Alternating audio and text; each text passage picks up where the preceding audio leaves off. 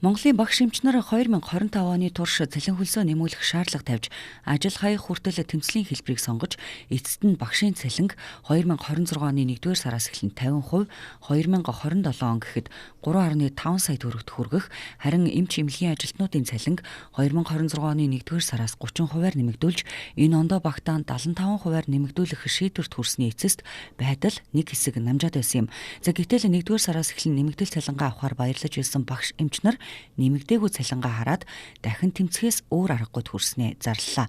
За цалин нэмнэ гэж тэднийг молигдохдоо бүх урамшууллыг нь хасаж, үйлчилгээний ажилтнуудыг цомгтгох зэргээр нүд хуурсан. За ингээд гар дээр ирж байгаа мөнгө нь өмнөхөөсөө хасагдсан шахуу байна гэж шүүмжиллээ. Ур чадварын нэмэгдлийг олохгүй байгаа асуудал.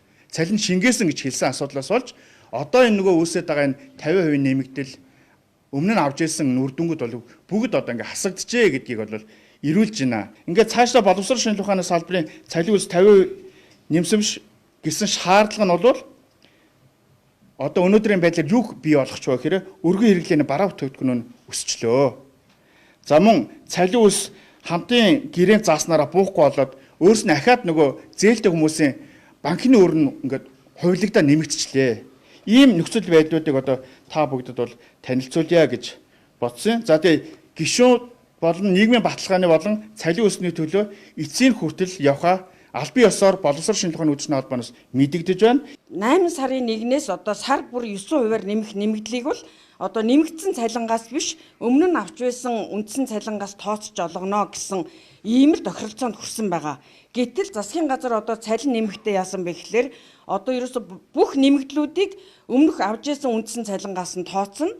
За гагцгүй нэмэгдсэн үндсэн цалингаас тооцох нь юу вэ гэхээр үр дүнгийн урамшуулал илүү цагийн мөнгийг л одоо энэ авж байгаа нэмэгдүүлсэн үндсэн цалингаас тооцно гэдэг ийм одоо цалингийн зөрүү үүсгэж хүмүүсийн одоо итгэлийг бол одоо хөсөр хайж байна. Мэдээж эрүүл мэндийн салбарт ажиллаж байгаа хүмүүс бол хүний амнаас эрүүл мэндийн төлөө бүхэл хүч чадлаа дайчилж ажилладаг. Тэгээд цалин нэмэх одоо сургаар бол одоо их баясгалантай, их бахархалтай байсан бол одоо энэ бол бас нөгөө хүмүүсийн одоо ассан гал дээр нь ус асгаж байгаа юм шиг ийм одоо шийдвэрийг гаргаж байгаа нь бол туйлын харамсалтай байна. За харин боловсролын сайд Наранбаяр хилцээр заасны дагуу багш нарын үндсэн цалин бодитоор нэмэгдэж байна. Тухайлбал 2025 оны 1-р сард ерөнхий боловсролын сургуулийн багшийн үндсэн цалин нэмэгдэл огт оролгүйгээр 1,484 мянган төгрөг байсан бол энэ оны 1-р сар гэхэд 2,226 мянган төгрөг болж өсөж байна. Энэ нь яг 50% нэмэгдэл юм. Мөн сургуулийн өмнөх боловсрол буюу цэцэрлэгийн багшийн үндсэн цалин 1,559 мянгаас 2,338.5 мянган төгрөг болж нэмэгдэж байна. За энэ өсөлт бол бодиттой бөгөөд шууд үндсэн цалин дээр орж байгаа нэмэгдэл юм. Тиймээс цалин өсөөгүй гэх мэдээлэл бодит байдалд нийцэхгүй гэсэн тайлбарыг өгч байна.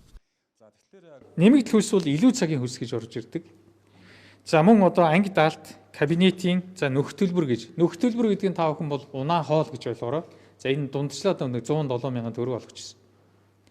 За энэ унаа хоол нөх төлбөр за буюу унаа хоол за мөн одоо энэ нөх төлбөрийн асуудал дээр бол тухайн төсвийг захирч байгаа шууд захирагч нь өөрийнхөө өнөөдөр байж байгаа төсвийнхөө хүрээнд хэтрүүлгүйгээр шийдэж болно гэсэн ийм шилжилтийн ийм арга хэмжээг авч байгаа. Цаашдаа бид үндсэн цалин зоригтой өсөх нь 2.8 сая руу энэ 11 сар гэхэд хүрэх ёстой.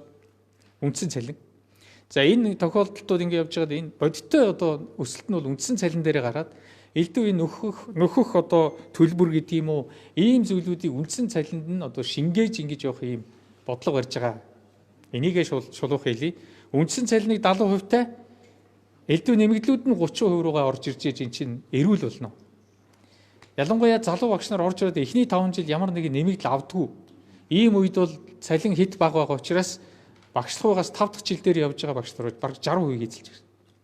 Ийм нөхцөл байдалтай байгааг та бүхэн сайн ойлгоорой. Ингээд нэмэгдсэн энэ нөхцөл байдал нь одоо ингээд 1 сарын сүүлээр ингээд зарим ингээд цалингууд нь ороод эхэлж байгаа. Ер нь энэ удаагийн цалингийн шинжилэл бол орлого багтаа байгаа багш нартай илүү ээлтэй.